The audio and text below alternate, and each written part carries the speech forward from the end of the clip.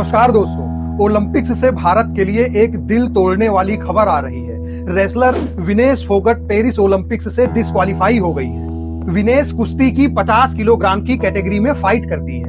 अब ओलंपिक में ये नियम है कि जिस दिन आपकी फाइट होती है उस दिन सुबह आपका वजन तौला जाता है। कल जब विनेश की फाइट हुई थी तो 50 किलोग्राम कुश्ती के लिए ओलंपिक्स में जितना वजन अलाउड है, विनेश का वजन उस लिमिट के अंदर ही था। हालांकि कल भी उनका वजन बिल्कुल बॉर्डर लाइन पे ही था, लेकिन आज जब फाइनल्स के लिए उनकी कुश्ती होनी थी और उनका वजन तौला गया तो उनका वजन तय लिमिट से 100 ग्राम ज्यादा था, जिसकी वजह से उन्हें डिस्क्वालीफाई कर दिया गया। कल मैच के बाद जब विनेश का वजन तौला गया था तभी भी उनका वजन थोड़ा सा ज्यादा था। तो इंडियन एक्सप्रेस की एक रिपोर्ट के अनुसार पूरी रात विनेश सोई नहीं। उन्होंने जॉगिंग करी, टहला, खूब सारी एक्सरसाइज करी कि उनका वजन थोड़ा कम हो जाए। इंडियन ओलंपिक एसोसिएशन के सारे स्टाफ ने भी उनकी बहुत मदद करी, लेकिन उनका वजन उस अपर लिमिट से ज्यादा ही रहा। इंडियन ओलंपिक एसोसिएशन ने ओलंपिक कमेटी से रिक्वेस्ट भी करी कि विनेश को थोड़ा सा और समय दे दीजिए,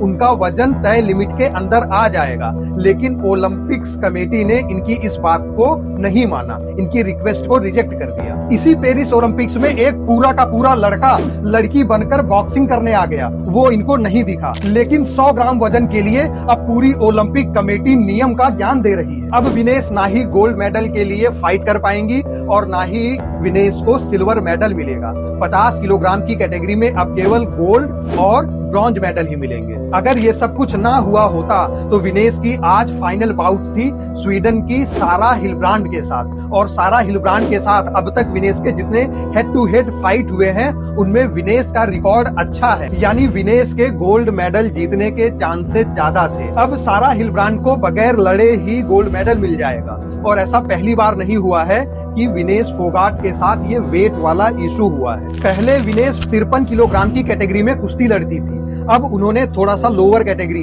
50 किलोग्राम की कुश्ती करनी चालू करी। जब ओलंपिक के क्वालिफायर्स हो रहे थे तभी भी विनेश के साथ ये इशू हुआ था, लेकिन उस समय उनका वेट तय सीमा से थोड़ा सा कम था, इस वजह से ओलंपिक्स में जाने की उन्हें परमिशन मिल गई। कल विनेश ने दुनिया की नंबर 1 खिलाड़ी यूई सुसाकी को हराकर ओलंपिक्स के फाइनल में प्रवेश किया था। पूरे भारत को उनसे बहुत ज्यादा उम्मीदें थी, लेकिन आज इस इशू के बाद पूरे देश का दिल टूट गया।